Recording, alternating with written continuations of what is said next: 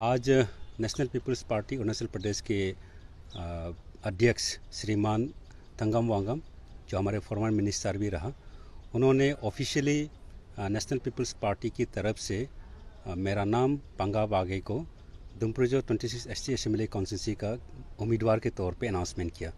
इसलिए मैं पार्टी का हाई कमान कोनार्ड संगमा जी, जो नेशनल प्रेसिडेंट है, प्लस चीफ मिनिस्टर मेघालय, उन्हें मैं बहुत आभारी हूँ। और उनके मुख्य सचिव जेम्स संगमासी को भी मैं बहुत आभारी हूँ। और स्टेट के वर्किंग प्रेसिडेंट लिखा शाह साहब और वांगम साहब द स्टेट प्रेसिडेंट और जितने भी स्टेट के कार्यकर्ता हैं, उन सभी को मैं बहुत आभारी करता हूँ। और मैं उन्हें अप्रिशिएट करता हूँ कि मुझे पार्टी की तौर पे उम्मीदवार आज घोषणा किया। और मैं पार्टी को विश्वास दिलाता हूँ कि पार्टी जिस तरह से मेरा ऊपर उम्मीद किया है, विश्वास किया है, मैं उस विश्वास पे खरा उतरने की कोशिश करूँगा और पार्टी को स्टेट में आगे बढ़ाने का मैं काम करूँगा। दूसरा, मैं इस समय जो दुमप्रजो के वासी है, जितने भी वहाँ के महिला हैं, जितने भी वहाँ के युवा हैं, जितने भी वहाँ के बुजुर्ग हैं और वहाँ के इंटेलेक्चुअल्स, यूथ्स और फार्मिंग कम्युनिटी, किसान भाई है, उन सभी को मैं आग्रह करता हूँ, निवेदन करता हूँ कि मुझे 2024 पे एक अपॉर्चुनिटी दो, एक मौका दो। मैं 2014 में आप सबके प्यार से, आप सबके सपोर्ट से मुझे MLA इलेक्ट किया गया था और 14 से 19 में मैं जो कुछ हो सका मेरा तरफ से मैं दुमप्रजो में ऑल राउंड डेवलपमेंट लाने का कोशिश किया। हो सकता है उस समय, उस 5 साल में मेरा इन एक्सपीरियंस के कारण से कुछ भूल चूक हो गया होगा, उसे मुझे क्षमा किया जाए। और आज पंगा बागे आपके सामने में एक मैच्योर लीडर के फॉर्म में आए हैं और मैं जो भी भूल चूक हुआ उसे मैं रेक्टिफाई वे से काम करने के लिए चाहता हूं और दुमप्रजो को एक नया दिशा में ले जाना चाहता हूं। दुमप्रजो में मैं एक बैलेंस डेवलपमेंट में काम करना चाहता हूं। दुमप्रजो में मैं कम्युनल हार्मनी लाना चाहता हूं। दुमप्रजो में मैं ट्रांसपेरेंसी अकाउंटेबिलिटी सर्विस देना चाहता हूं। और दुमप्रजो के खास तौर पर जो युवा है, उनके लिए मैं एक पॉलिसी तौर पर अनएम्प्लॉयमेंट युवा को एक एम्प्लॉयमेंट लाने का मैं कोशिश करता हूँ। ऐसा बहुत सा मेरा सोच विचार है, जहाँ में मैं हाइड्रोफाइबर सेक्टर में काम करना चाहता हूँ ताकि वहाँ में माइक्रो हाइडल बने और वहाँ के लोगों को इकोनॉमिक एक्टिविटी करने का मौका मिले, युवाओं को रोज़गार मिले। मैं चाहता हूँ कि अपर सुबनसिरी में एक रेलवे कनेक्टिविटी होना चाहिए जो बारेरिजो और दुमप्रजो होकर जाना चाहिए, जिससे वहाँ के लोगों को लाभदायक हो।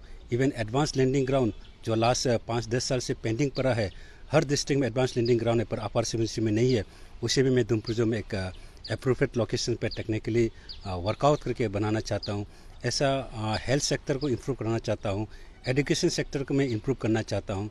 एग्री और कम्युनिटी को, जो फार्मिंग कम्युनिटी है, उनका फार कैपिटल इनकम को बढ़ाने के लिए उन्हें कमर्शियल फार्मिंग के लिए इंकरेज करना चाहता हूँ। ऐसा बहुत सा मेरा सपना है जिसे मैं साकार करना चाहता हूँ। मैं वहाँ के जितने भी युवा है और जितने भी वहाँ की जनजाति है, गुसार से, दुमपू से, गिरत्रिपा से, मारो सर्कल से और दुमप्रजो सर्कल के लेने वाला सभी को मैं आग्रह करता हूँ कि मुझे मेरा अधूरा जो सपना से पूरा करने के लिए मुझे मौका दिया जाए और आपको दोबारा से एक बार सेवा करने के लिए मुझे मौका दिया जाए। मैं विश्वास दिलाता हूँ कि अगर आप प्यार से पंगा बागे को 2024 में री इलेक्ट किया जाएगा तो आपकी उम्मीद पे मैं खरा होने की कोशिश करूँगा और मैं दोबारा अपना आपको खुद को आपके सेवा में लगाने की कोशिश करूँगा और दुमप्रजो को अरुणाचल स्टेट असेंबली में एक अच्छा प्रतिनिधि करके स्टेट का भी सेवा करने के लिए मैं कोशिश करूँगा। Thank you sir. आपका टेन्योर में आप क्या क्या डेवलपमेंट लाए हैं?